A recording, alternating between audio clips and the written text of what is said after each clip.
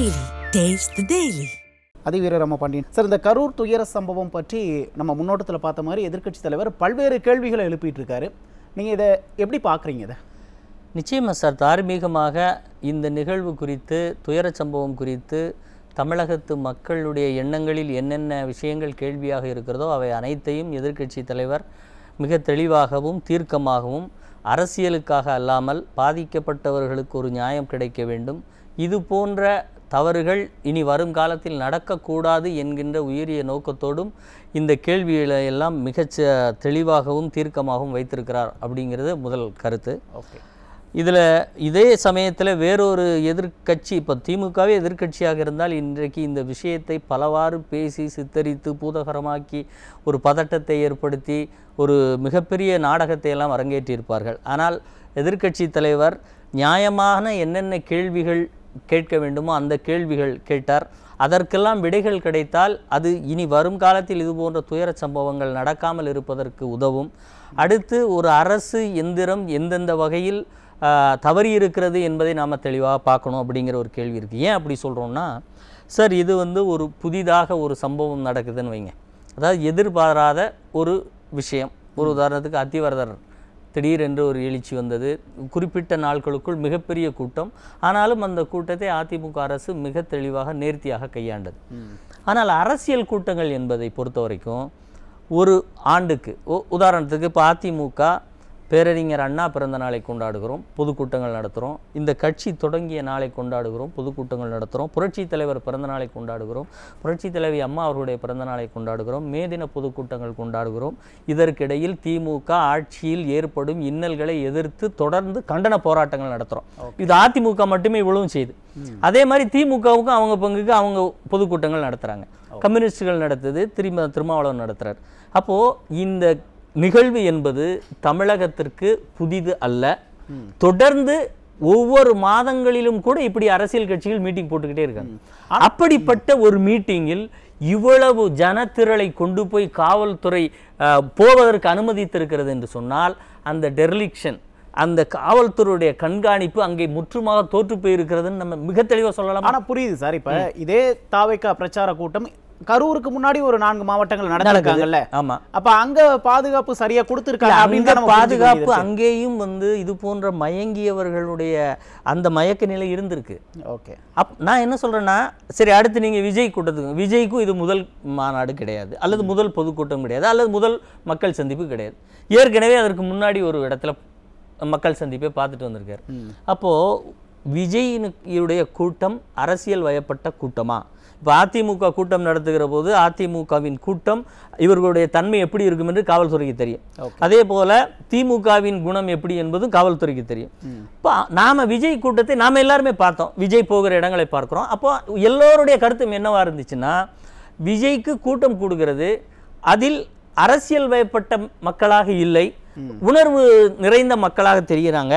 ஏன்னா சின்ன குழந்தையிலிருந்து இன்னும் சொல்லப்போனால் ஓட்டு போடவே அடையாத வயதை சார்ந்தவர்களும் அங்கே நிறைய பேர் இருக்காங்க, 18 வயதை தாண்டியவர்களும் இருக்காங்க. அப்போ இது எல்லாம் ஒரு வயதுக்கு உட்பட்டு தான் இருக்கு. இந்த கூட்டத்தை பார்க்கிற சாதாரண அந்த ஊரில், கிராமத்தில் அல்லது இந்த தெருவில் இருக்கக்கூடிய ஒரு மனிதர் கூட, என்னப்பா அது அரசியல் கட்சி கூட்டம் மாதிரி இல்லை, ரொம்ப உணர்ச்சி வசப்பட்டிருக்காங்களே இவங்க அப்படின்னு சொல்லக்கூடிய நிலை இருக்கு. அப்படி இருக்கிற போது அங்கே இருக்கிற காவல்துறைக்கு இவர்கள் இந்த கூட்டத்தின் தன்மை தெரிந்திருக்க வேண்டுமா வேண்டாமா? கண்டிப்பா தெரியும். அப்போ குழந்தைகள் அதிக அளவில் இருக்கிற போது, 18 வயதுக்கும் கீழானவர்கள் மைனர்ஸ் நிறைய இருக்கிற போது அங்க பாதுகாப்பு ஏற்பாடுகள் இன்னும் கடுமையாக இருக்கணும், தீவிரமாக இருக்கணும். அவருக்கு உபாதைகள் எதுவும் வந்துடக்கூடாது, அடிப்படை வசதிகள் செய்யப்பட்டிருக்கிறது எல்லாம் பார்க்கணுமா வேண்டாமா? காவல்துறை தரப்புல இருந்து சொல்லப்படுறது என்ன, நாங்க 20 பேருக்கு ஒரு போலீஸை போட்டோம் அப்படின்லாம் டேவிட்சன் தேவாசிர்வாதம் சொல்றாரு. 10,000 பேருக்கு தான் அவங்க அனுமதி வாங்கியிருந்தாங்க, 27,000 பேர் வந்துட்டாங்க அப்படின்னு சில காரணங்கள்லாம் சொல்றாங்களா? அந்த காரணங்கள் ஏற்றுக்கொள்ளக்கூடிய வகையில் இல்லையா? இல்லை, 20 பேருக்கு ஒரு காவல்துறை என்று வைத்துக் கொண்டாலே அவர் சொல்வதில் உண்மை இருக்கிறதுன்னு தெரியுதா? உண்மை இல்லைங்கிறது தெரியுதா? நீங்கள் அந்த கூட்டத்துக்குள்ளே பாருங்கள், அங்கே 20 பேருக்கு ஒரு காவல்துறை என்றால் இந்த வியூ இப்போ நம்ம பார்க்குற இந்த காட்சிக்குள்ளே எத்தனை காவல்துறை தெரிஞ்சிருக்கணும்? இருக்குதா? ஓகே, இல்லை. அப்போ இது சார் இது போன்ற முன்னுக்கு புறனான செய்திகள் தான் நமக்கு இன்னும் பல சந்தேகங்களை ஏற்படுத்துது சார். ஏன் சிபிஐ விசாரணை கேட்குறோம்? இப்போ சொல்லுகிறவளெல்லாம் காவல்துறை அதிகாரிகளாக இருக்கிறார்கள், அல்லது அரசு சார்பாக செய்தி தொடர்பாளர்கள்னு வந்து அரசு அதிகாரிகளே பேசுகிறாங்க. இப்படி யாரின் மீது குற்றம் என்று சொன்னால் தாவேக்காவை சார்ந்தவர்கள் இந்த இடத்தில் இருந்து பாதிக்கப்பட்டவர்களை பார்ப்பதை விட நாங்கள் உயர் நீதிமன்றம் செல்வதுதான் முக்கியம் என்று ஓடுகிறார்கள். அப்படின்னா அப்போ டிவிக்கு என்ன சொல்கிறது? எங்களுக்கு காவல்துறை மீது பெரிய சந்தேகம் இருக்கிறது என்கின்ற அந்த ஒரு கருத்தையும் மறைமுகமாக அதில் நாம் பார்க்கணும். இவர்கள் அங்கே இருந்து உதவினார்கள் இல்லை. நான் என்ன சொல்றேன்னா, அது ஒரு புது இயக்கம் சார், அதற்கு அவ்வளோ எக்ஸ்பீரியன்ஸ் இல்லை, ஒரு கட்டமைப்பு இல்லை.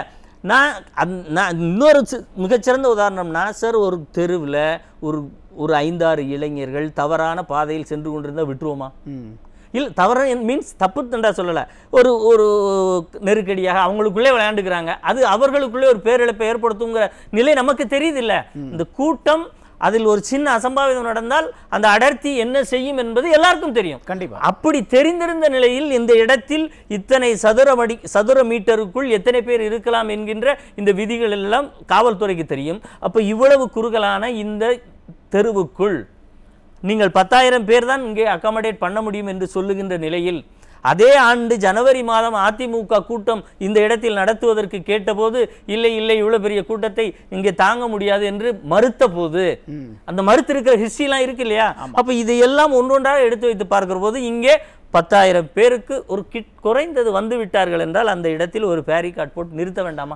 நிறுத்தணும் சார். ஆனா இப்ப தமிழக காவல்துறை வந்து நிறைய அரசியல் கூட்டங்களை இதற்கு முன்னாடி கடந்த காலத்துல பண்ணிட்டே இருந்தாங்க. இப்ப நம்ம கடந்த ஆட்சியில கூட அத்திவரதர் கூட்டத்தை கட்டுப்படுத்த, அது ஒரு அபூர்வமான நிகழ்வு. அது எங்கிருந்து வருகிறார்கள், யார் வருகிறார்கள்? ஏன்னா அரசு, நான் ஏன் இந்த கூட்டங்கள்லாம் சொன்னேன், இல்ல என்னோட கேள்வி முடிச்சிடுறேன். இப்ப அத்திவரதர் கூட்டம்லாம் நடத்தினாங்க. அப்ப இந்த கரூர்ல கட்டுக்கடங்காம கூட்டம் வருது அப்படிங்கும் போது அதை காவல்துறை முன்னாடியே கணிச்சிருப்பாங்க, இங்க ஏதோ ஒரு அசம்பாவிதம் நடக்க போகுது அப்படின்னு கணிச்சிருப்பாங்க. கண்டிப்பா கணிச்சிருப்பாங்க சார். இருந்தும் விட்டுட்டாங்க அப்படின்னா அவங்களோட செயலற்ற தன்மையை காட்டுதா, இல்ல அசம்பாவிதம் ஏதாவது ஏற்படணும் அப்படின்னு அலட்சிய போக்கோடு இருந்தாங்கன்னு நம்ம புரிஞ்சுக்கணுமா? இல்லை, இது மிகப்பெரிய அலட்சிய போக்குன்னு தான் சொல்லணும். செயலற்ற தன்மை என்று சொன்னால் எதுவுமே செய்யாமல் இருந்திருக்கணும். ஓகே. ஆனால் எதிர்கட்சி தலைவர் சொல்ற மாதிரி விஜயனுடைய வாகனத்துக்கு மட்டும் பாதுகாப்பு அளித்து உள்ள கூட்டு வந்து விடுறீங்கன்னா, அப்போ விஜய் வாகனம் அந்த கூட்டத்திற்குள் வந்து சேர வேண்டும் என்கின்ற நோக்கம் இருந்திருக்கிறது. அங்கே எவ்வளவு கூட்டம் இருக்கிறது என்பது தெரியாதுன்னு அவங்க சொல்ல முடியுமா? சொல்ல முடியாது. அப்ப அந்த விஜய் வாகனம் அங்கே உள்ளே வர வேண்டும், இவ்வளவு நெருக்கடிக்குள் வர வேண்டும் என்று சொன்னால், அப்ப இந்த அசம்பாவிதம் ஒருவேளை நடக்க வேண்டும், நடந்துவிடும், நடந்தால் நடக்கட்டும் என்கின்ற எண்ண ஓட்டம் இதில் இருப்பதாக நமக்கு தெரியுது இல்லையா? இப்ப இது எவ்வளவு ஒரு மோசமான சூழ்நிலை. ஆனா விஜய் வாகனத்துக்கு பாதுகாப்பு கொடுக்க வேண்டியது காவல்துறையோட கடமை தானே சார்? சார் நிச்சயமா சார். நான் இன்னொன்று என்ன சொல்கிறேன் சார், ஒரு விஜயாக இருக்கட்டும் யாராக இருக்கட்டும், தொண்டர்களுடைய பாதுகாப்பும் நிர்வாகிகளோட சப்போர்ட்டும் இல்லாமல் அவர்கள் ஒரு இடத்துலேருந்து இன்னொரு இடத்திற்கு ஒரு மற்ற அதை என்ன சொல்ல பவுன்சர்ஸை வச்செல்லாம் வந்து நடத்துறது ஒரு அரசியல் தன்மை ஆகாது முதல்ல. ஓகே. அதற்கு நீங்கள் ஒரு விஜய்க்கு இவ்வளவு பாதுகாப்பு கொடுக்குறீங்கன்னா ஒரு குழந்தைக்கு நீங்கள் எவ்வளோ பாதுகாப்பு கொடுக்கணும்? கண்டிப்பாக கூடுதலாக தான். விஜய்க்கு ஏதோ ஒரு ஆபத்துனோடனே அவர் உடனே சேஃபாக போயிட்டார்ல, ஒரு குழந்தையால் போக முடிஞ்சுதா? 9 குழந்தைகள் எங்கு செல்வதென்று தெரியாமல் திணறி அங்கே இறந்திருக்கா? அப்போ குழந்தை பாதுகாப்பு என்பது எவ்வளவு முக்கியமான பாதுகாப்பு. அந்த இடத்தில் இத்தனை குழந்தைகள் நிறைந்த கூட்டம் இருக்கிறது என்பதை தெரிந்து கொண்ட காவல்துறை எவ்வளவு தீர்க்கமாக நடவடிக்கை எடுத்து அந்த கூட்டத்தை நிறுத்தி இருக்க வேண்டாமா சார்? இப்போ நிறைய பேர் சொல்லுவாங்க, இல்லை இது நீதிமன்றத்தால் வாங்கின உத்தரவு அப்படிம்பாங்க. நீதிமன்றத்தில் உத்தரவு வாங்குகிற போது அவர்கள் எத்தனை நிபந்தனைகள் வேண்டுமோ அத்தனை நிபந்தனைகளை அவர்கள் விதித்து, காவல்துறையும் சூழ்நிலைக்கேற்ற நிபந்தனைகளை விதித்து கொள்ளலாம் என்கின்ற அனைத்து விதமான வாய்ப்புகளையும் காவல்துறைக்கு கொடுத்து தான் அனுமதி கொடுப்பார்கள். அப்படி கொடுக்கிற போது இந்த நிபந்தனைகளை மீறியதாகவோ அல்லது சார் இப்போ விஜயையும் தாண்டி அல்லது வேறு ஏதோ அங்கு நடந்து விட்டது, ஓகே விஜய் இல்லை வேற ஏதோ ஒரு கூட்டம், ஒரு கல்யாண கூட்டம் எதிர்பாராதமா எங்க இருந்தோ வருது, அப்ப என்ன செய்யணும்? விட்டுருவீங்களா? கூட்டம் வந்து சேர்ந்துட்டே இருக்கட்டும் விட முடியுமா? கூட்டத்தை நிறுத்தணும் சார். ஓகே, பேசுவோம் சார். அது செய்யலையே. கருத்தா எடுத்துக்கிறேன். அதுதான் அதிவீர ராமபாண்டியன் சார். அரசு ஒரு முன்னெச்சரிக்கை நடவடிக்கை எடுத்திருந்தா இப்ப 41 பேர் உயிர்களை வந்து தடுத்து இருக்க முடியும். அதை விடுத்து அரசு இப்ப அவசர அவசரமா செயல்படுறது தான் உங்களுக்கு சந்தேகத்தை ஏற்படுத்தியிருக்கா? ஆமாம் சார். அதாவது ஒரு நிகழ்வுக்கு முன்னாடி என்ன அவசரம் காட்ட வேண்டுமோ அதை காட்டவில்லை, என்ன முடிவு எடுக்க வேண்டுமோ அதை எடுக்கவில்லை. அப்போ ஆனால் இது முடிந்த பிறகு நாங்கள் எல்லாரும் இங்கே வந்து நிற்கிறோம் பாருங்க, பார்த்தீங்களா கண்டிஷன்ஸை ஃபாலோ பண்ணுங்கடான்னு அப்படியே அழுது சீன் போடுறீங்கல்ல. கண்டிஷன் ஃபாலோ பண்ணுன்னு உங்களுக்கு தெரிஞ்சிருந்தா அப்போவே ரத்து பண்ணியிருக்கலாம்ல. ஏன் ரத்து செய்யவில்லை? அதாவது ஏன் நீங்கள் அரசை நோக்கி சொல்கிறீங்கன்னா ஒரு கூட்டத்தை நடத்த எங்களுக்கு அனுமதி வேணும்னு யார்கிட்ட கேட்குறோம்? விஜயே அங்கே ஒரு இடத்த பிடிச்சி இல்லை நான் ஸ்டேஜை போட்டு பஸ்ஸை கொண்டு வந்து நிறுத்தி வாங்கடான்னு சொன்னாரா? யார்கிட்ட அனுமதி வாங்கினாரு? காவல்துறை தானே. அப்போ காவல்துறைகிட்ட தானே கேட்பாங்க. அப்போ காவல்துறை யார்கிட்ட இருந்தால் அரசுகிட்ட இருந்தால் அரசை நோக்கி தானே பேசுவாங்க. இது அடிப்படையான விஷயம் தானே. ஏன் கிரிமினல் வழக்குகளில் முதலில் வந்து பாதிக்கப்பட்டவர்கள் கம்ப்ளைண்ட் கொடுக்காமலேயே ஒரு போலீஸ் ஏன் நடவடிக்கை எடுக்குது?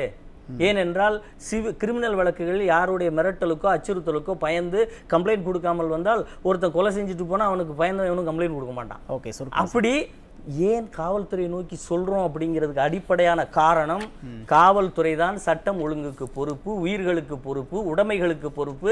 அந்த ஊரில் இருக்கக்கூடிய அந்த எல்லைக்குட்பட்ட ஏன் சர்க்கிள் இன்ஸ்பெக்டர்னு சொல்றோம், அந்த சர்க்கிளுக்குள்ள இருக்கிற சட்டம் ஒழுங்கை உயிர் பாதுகாப்பை கொடுக்கணும்ல. அப்படி கொடுக்க தவறியதுனால தானே ஏன் கொடுக்கலன்னு கேட்குறோம். அப்புறம் நீங்க காவல்துறையை நோக்கி கேட்டீங்க. ஐயோ உங்கள் வீட்டில் ஒருத்தர் ஏதோ தப்பு செஞ்சுட்டான், சின்ன பசங்க சண்டை போட்டுக்கிட்டாங்க, இல்லை மோட்டிவ் அது இல்லை, ஏதோ குற்றம் நடந்துருச்சு, அவங்களாம் வந்தாங்க மோட்டிவ் இல்லாமல் சண்டை போட்டு செத்து போயிட்டாங்க அப்படின்னு காவல்துறை அப்படியே போய் படுத்து தூங்கிருமா? ஓகே சார், நன்றி. அதுதான் அந்த மாதிரி தான் இருக்குது. ஓகே.